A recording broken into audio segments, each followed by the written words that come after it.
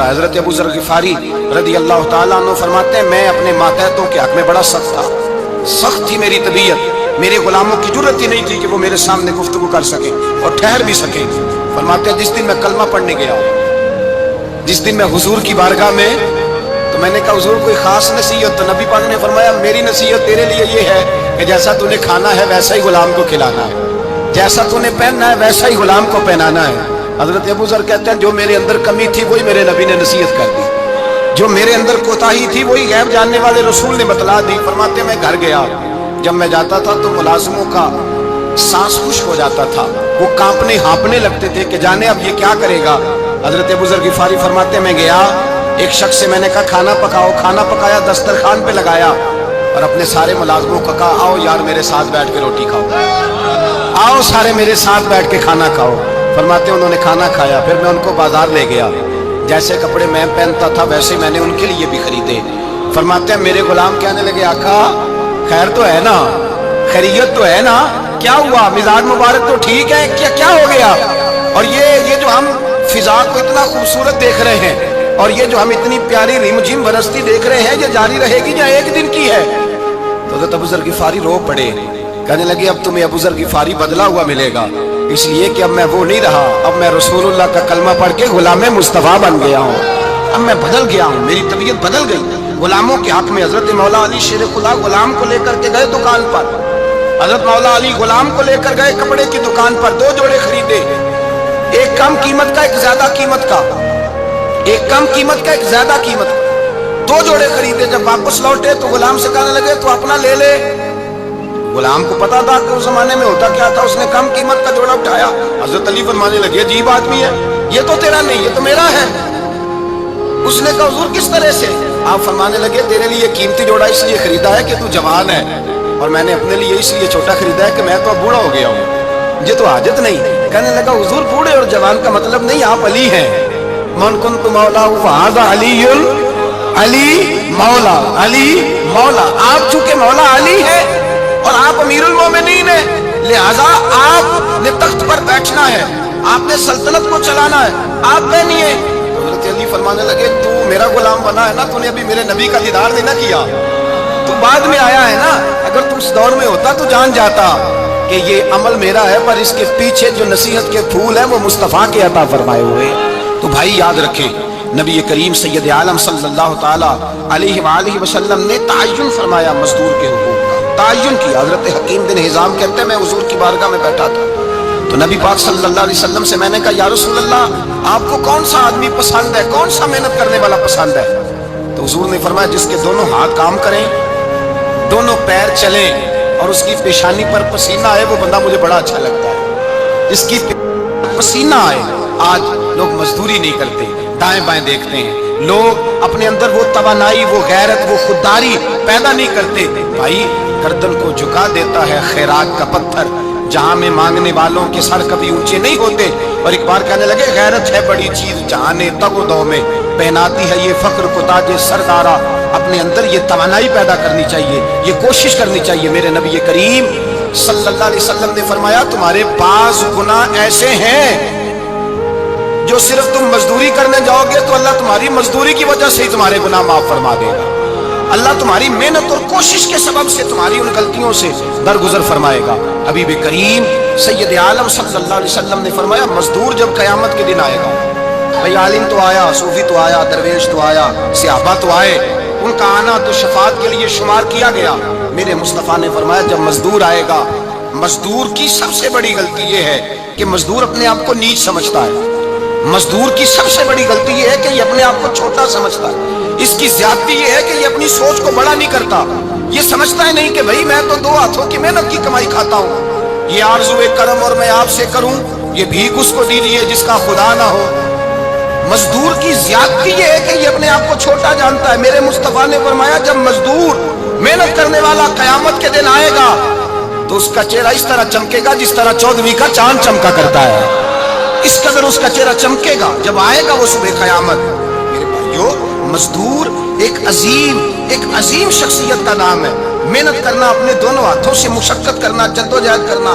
مجھے کئی سارے لوگ मैं जब मुल्क के मुख्तलिफ गोशों में जाता हूँ तो कई सारे लोग कहते हैं आपके अब्बा जी का मज़ार किधर है, आप किस मज़ार के सज्जादा नशीन हैं। तो मैं उनसे कहता हूँ मैं सज्जादा नशीन नहीं, मैं तो किसान का बेटा हूँ। और मैं उस शख्स का बेटा हूँ जो रात को 2 बजे उठ के भी घर से निकलते थे 2 नफल पढ़ के। तो हम पूछते थे कि अम्मा जी अब्बा जी कहाँ गए, तो कहते थे चंद खेतों को पानी लगाना था और रात को रुखसत हो गए। फख्र की बात है, ये एजाज की बात, ये एजाज की बात। हमने सारी जिंदगी उनके हाथ पे छाले देखे, लेकिन बात लफ्ज जुबान पर यही देखी कि बेटा इज्जत वाला वही होता है जो अपने हाथों से मेहनत करके रोजी खाया करता है। भाई याद रखें, ये एजाज की बात है। एजाज, मजदूर का बेटा फख्र करे, किसान का बेटा नाज करे। वो जो आदमी सवेरे जाता है वेल्डिंग का प्लांट लेके काम करने, उसका बेटा नाज करे। वो जिसका बाप फावड़ा चलाता है, छैनी चलाता है, थवड़ा चलाता है, वो नाज करे। और मज़ार सिर्फ उन लोगों के नहीं होते जो अल्लाह अल्लाह करते हैं, हु करते हैं, वो तो काबिल एजाज है अल्लाह के बंदे, उनके भी मज़ार होते हैं। मज़ार वो भी होता है जिसको मेरे मुस्तफ़ा ने फरमाया अल कासिम हबीबुल्लाह, जो मेहनत करता था, हाथों से जद्दोजहद करता था, वो भी तो अल्लाह का दोस्त है ना, उसका भी तो मज़ार है ना, उसकी भी तो कब्र पुरअनवार है जो अल्लाह का महबूब होके गया। तो भाई अपना एजाज जाने, समझे इस बात को। मेरे मुस्तफ़ा करीम सल्लल्लाहु अलैहि वसल्लम मजदूर को इज्जत देते, वकार देते, और जो हुजूर के घर में खादम होते उनकी नाज बर्दारी करते। हमारे घर में जो बीबी बर्तन धोती है वो हमारे साथ बैठ के रोटी नहीं खा सकती, उसको ये इजाजत नहीं होती। हमारा जो मजदूर होता है ना, एक साहब कहने लगे ये बच्चा मेरे पास काम करता है, इसके अब्बा जी भी करते थे। तो मैंने कहा इसका मतलब ये है कि तुमने आगे नहीं बढ़ने दिया, तुमने कहा मजदूर ही रहना सारी जिंदगी, यही रहना मेरे पास, आगे ना बढ़ना। मेरे मुस्तफ़ा करीम सैयद आलम सल्लल्लाहु अलैहि वसल्लम के पास जो लोग काम करते थे, मेहनत करते थे, मुशक्कत करते थे। हमारा मुलाजिम डरता है, कांपता है, वो बात करता है तो साहब जी कहते कहते जुबान थकती है, 100 दफा मूड को देखता है, गालियां खाता है बेचारा, उसकी इज्जत नफ्स को उछाला जाता है, उसको रुसवा किया जाता है, और वो बेचारा रात को रजाई में मुंह दे के रोता है कि यार मेरे नसीब सिर्फ इसलिए कमजोर है कि मैं गरीब के घर में पैदा हुआ हूँ। हम एहसास नहीं करते, और मजदूर को कभी मौका मिल जाए जान छूटने का तो भाग जाता है। हमारा किरदार और इखलाक ऐसा नहीं होता। हजरत ज़ैद बिन हारिसा रसूलुल्लाह के गुलाम थे, नबी पाक के घर में झाड़ू देते थे, बर्तन मांजते थे। ये बचपन में अपने कबीले से गुम हो गए थे, किसी ने अगवा करके ला करके बेच दिया, गुम हो गए थे। हुजूर की बारगाह आली मर्तबत में लाए गए। हजरत ज़ैद बिन हारिसा सारा दिन काम काज करते, कोई आदमी आया उनके इलाके का, मक्का मुकरमा, उनको पहचान कर वापस गया उनके कबीले में और जाके बतलाया कि तुम्हारा बेटा तो मोहम्मद इब्न अब्दुल्लाह सल्लल्लाहु अलैहि वसल्लम के पास। उस वक्त हुजूर ने भी अल्लाह ने नबूवत नहीं फरमाया था। इनके वालिद हारिसा चचा लेने आए और नबी पाक के पास आए तो 2 थैलियां अशरफियों की भर के लाए। कहने लगे हुजूर ये पैसे ले लें, 2 थैलियों में पैसे डालें, दिनार है, दिरहम है, हुजूर ले लें, हमारा बेटा दे दें।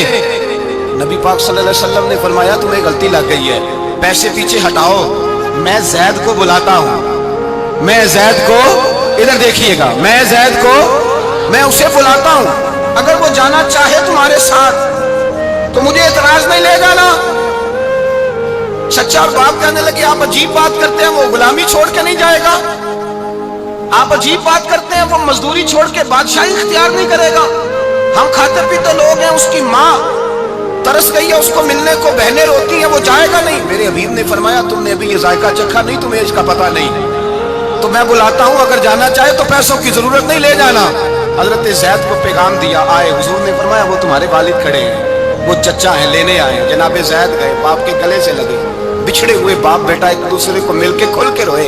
कहा बेटा तेरी माँ की आंखें पत्थर हो गई तेरा रास्ता देख के, तेरी बहनें तरसती हैं तेरे चेहरे के दीदार को। बेटा वो गलियां भी रोती हैं जिनमें तू खेला करता था, पर अब फिक्र की बात कोई नहीं, अब कोई परेशानी नहीं, मैं पैसे लाया हूं, तुझे ले जाऊंगा। नबी पाक सल्लल्लाहु अलैहि वसल्लम ने देखा ना जब बाप बेटे की गुफ्तगू हो गई, आंसू बह गए, बोझ हल्के हो गए, तो मेरे करीम ने फरमाया ज़ैद अगर तुम चचा के साथ, वालिद के साथ जाना चाहो तो मेरी तरफ से इजाजत है, तुम जा सकते हो। ये लफ्ज कहे तो जनाब ज़ैद दौड़ के हुजूर के कदमों में आके बैठ गए, हुजूर के कदमों में बैठ गए। और गोया फाजिल बरेलवी अलैहिर्रहमा नक्शा बयान करते हैं, कहने लगे तेरे कदमों में रहूं, गैर की ठोकर पे ना डाल, मैं झिड़कियां खाऊं कहां छोड़ के सदका तेरा, और तेरे कदमों में जो है गैर का मुंह क्या देखे, कौन नजरों पे चढ़े देख के तलवा तेरा। कहने लगे हुजूर मैंने नहीं जाना, मैं यहीं रहूंगा। चचा और बाप ने देखा तो कहने लगे बेटा तू गुलामी छोड़ के नहीं जाएगा, तू मुलाजमत छोड़ के बादशाही में नहीं जाएगा। आपके वालिद को आप फरमाने लगे अब्बा जी जरा 2 घड़ियां यहाँ रह के तो देखें, यहाँ 2 घड़ियां रह के तो देखें। फरमाया यहाँ मुलाजिमों का वो एजाज है जो शहजादों का हुआ करता है, यहाँ खादमों की वो इज्जत है। और पता फिर उनको मकाम क्या मिला?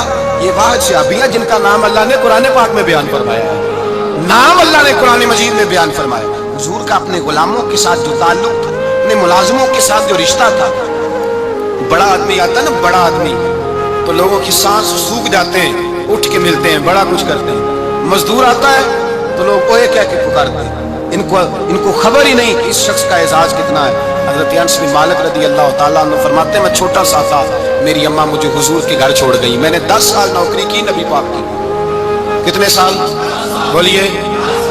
12वें दिन लोग कहते हैं बस भाई खत्म हो गया, अब फ्रैंकनेस हो गई है, अब जो मर्जी तेरे साथ करेंगे। 10 साल नौकरी की मैंने, लेकिन जनाब अनस फरमाते हैं नबी पाक ने कभी मुझे उफ तक भी नहीं कहा था, उफ तक भी नहीं कहा था, उफ तक भी। हुजूर ने भेजा, जाओ फला आदमी को बुला करके लाओ।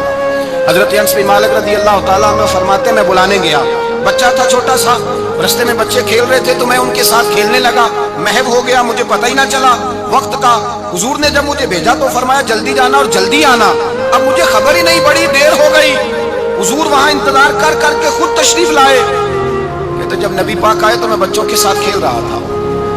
हुजूर ने जब मुझे खेलते हुए देखा, मेरी अचानक नजर पड़ी तो मेरे होश उड़ गए।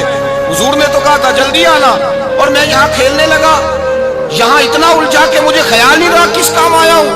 हजरत अनस फरमाते मैं डरने लगा, जैसे जैसे हुजूर करीब आते मेरी टांगें कांपती। फरमाते जब नबी पाक करीब आए तो कुर्बान जाऊं मासूमे आमिना के, फरमाते हुजूर ने मेरी गर्दन पे थपकी दी और हुजूर ने हंस के फरमाया, ओ भाई लगता है तू खेल में गम हुआ है तो तुझे याद ही नहीं रहा मैंने किस काम भेजा था, तुझे याद ही नहीं रहा। या रसूलल्लाह सल्लल्लाहु अलैहि वसल्लम मैं भूल गया था, मैं अभी जाता हूँ। क्या अंदाज है, क्या शफकत है, क्या रंग है। हुजूर मैं अभी गया और अभी आया।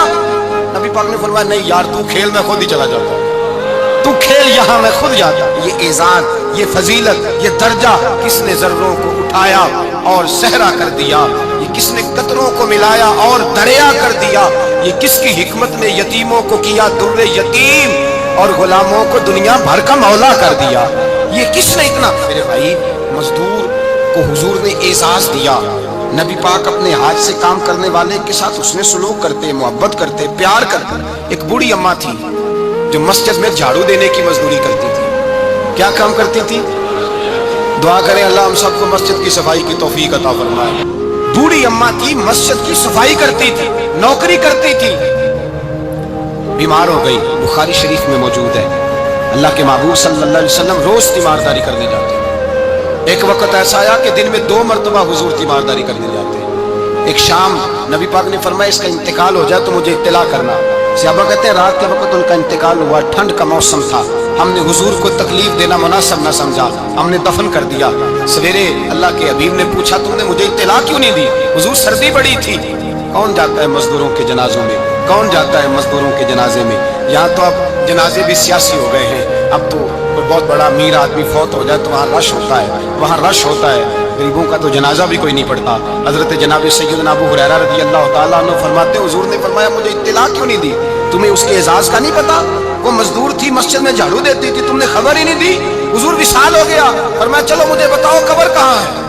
हुजूर सारा कुछ जानते हैं, लेकिन ये सारी तमीद इसलिए बयान की कि एक मजदूर की शान वाज़े हो जाए। फरमाया बताओ कब्र कहाँ है? सहाबा कहते हम कब्र पे ले गए तो मेरे नबी ने फरमाया सफे बनाओ मैं दोबारा जनाजा पढ़ाऊंगा।